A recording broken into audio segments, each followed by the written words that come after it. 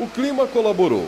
A mão de obra no campo é cada vez mais especializada e o investimento dos produtores em tecnologia segue em uma crescente. A junção de todos esses fatores é a responsável pela ótima safra da soja no início de 2017. O boom da produção fez com que as exportações crescessem 26% em comparação com o ano passado e fortificou a posição do Brasil como o segundo maior produtor de soja no mundo. Os Estados Unidos estão na primeira colocação, com cerca de 119 milhões de toneladas. A produção nacional foi de mais de 114 milhões. Mais da metade, 65 milhões, foram enviados para o exterior, mantendo o Brasil na primeira colocação em exportações. Bom, essa safra 2016-17 que se encerrou aí no primeiro semestre e que tem seus números aí confirmados agora em dezembro, ela realmente foi uma safra muito boa.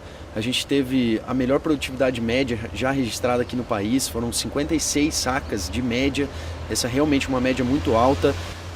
O principal fator para isso é a combinação de tecnologia e boas práticas que os produtores experientes já nessa cultura têm no Brasil, combinada com o clima que foi muito favorável nesse ano.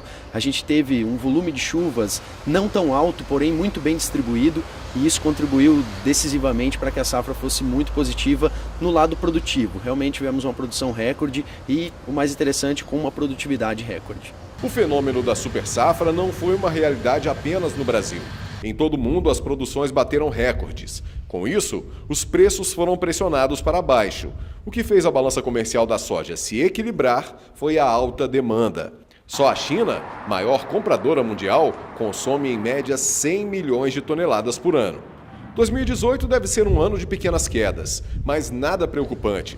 Os recordes de 2017 é que tornaram a comparação um pouco complicada. Mesmo com um atraso no plantio devido à seca na maior parte do país, o crescimento da área plantada deve garantir o rendimento da próxima safra. A produção pode cair até 4% se comparada a 2016, mas com um valor de venda maior, o que garante a lucratividade do produtor. Mesmo com a possível queda na produção, em 2018 é esperado um pequeno aumento na exportação. Os produtores estão conseguindo compensar o atraso no plantio e agora ficam de olho no fenômeno Laninha, já confirmado para o ano que vem.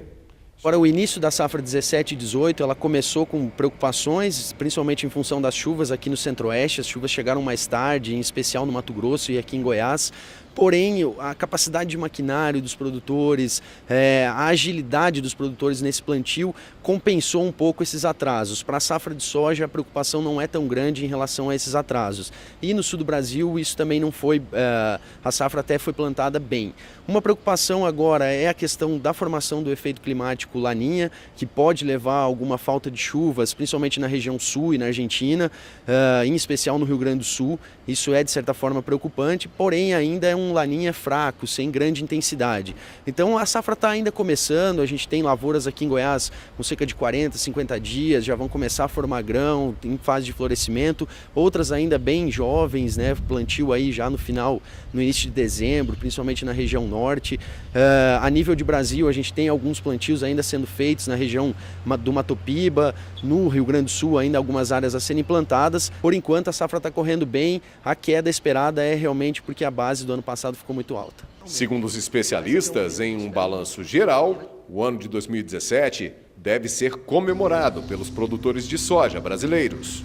Foi um bom ano, as produtividades compensaram muito as quedas de preço, então realmente os produtores conseguiram obter um resultado muito positivo e também o mercado deu oportunidades. A gente teve altas de dólar, teve momentos interessantes para comercializar, os custos sempre crescendo, sempre sendo um impacto aí pesado para o produtor, mas aquele que tem uma gestão de comercialização boa tem conseguido fazer bons negócios e no lado produtivo realmente compensou muito.